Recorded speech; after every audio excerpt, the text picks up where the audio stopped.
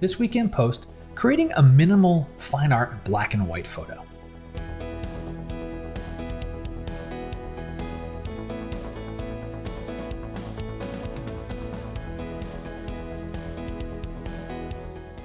Hi everyone, I'm Scott Davenport and welcome to In Post. I'm going to dive straight into it today.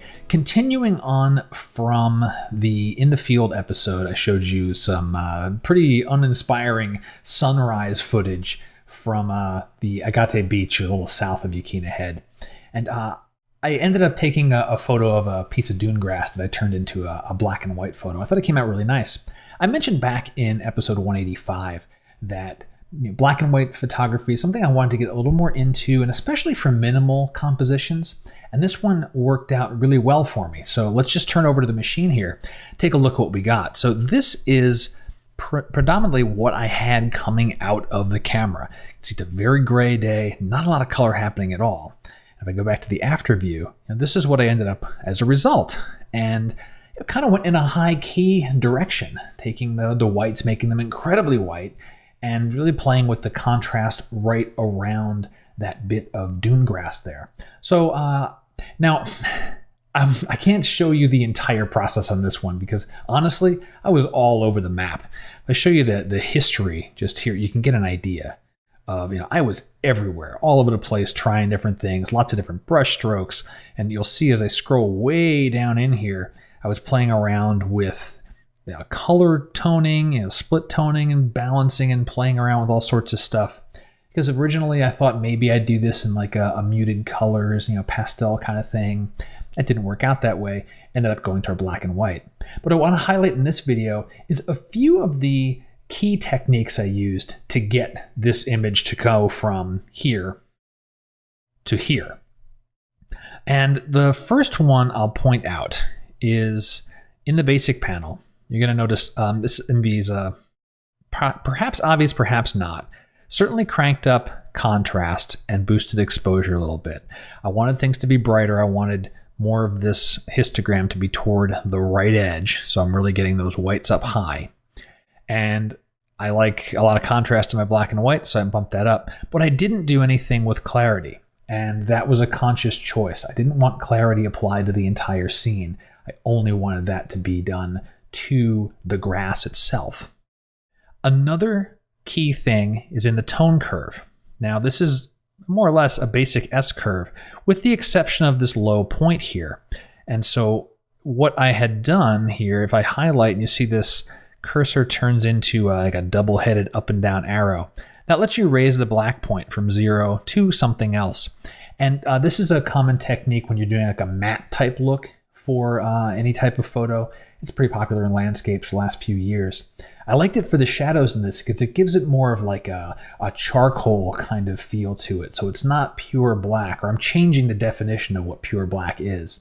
And for this photo, it just seemed to work out nice. If I turn off that tone curve, you'll see overall the photo gets a little darker. And part of that is just because of the curve I chose. But the little pop in the highlights and just the fact that blacks are just raised up a little bit. And so I don't really have a pure black in this scene anymore. But overall, I still think it worked pretty well. Something else really spent a lot of time in filters. And so I'm going to highlight the radial filter.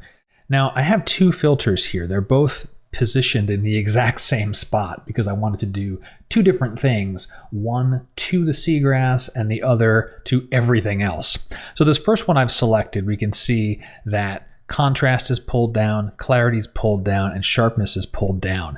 And so that's softening everything outside of this filter. So the only place it's affecting, if I highlight again, everywhere you see this red tone, I'm reducing contrast, reducing sharpness, just making all that soft. Now I need to move this filter out of the way to show you the other one. So I'm just going to drag it and toss it over here for a minute. And right in the same spot, I have a second filter. Now see the red is exactly opposite, right? It's only affecting the seagrass. And so I have that there, and I am increasing contrast and increasing clarity and increasing sharpness. Again, to draw your eye right to that grass, and everything else gets a little bit softer. Let me do an undo there. I can move my filter back. Great. And the little bit was with brushes. And I have one brush that's right here. If I click on that and hover over it, so kind of the top edge of the seagrass. And this is just to add a little more sharpness, a little more contrast.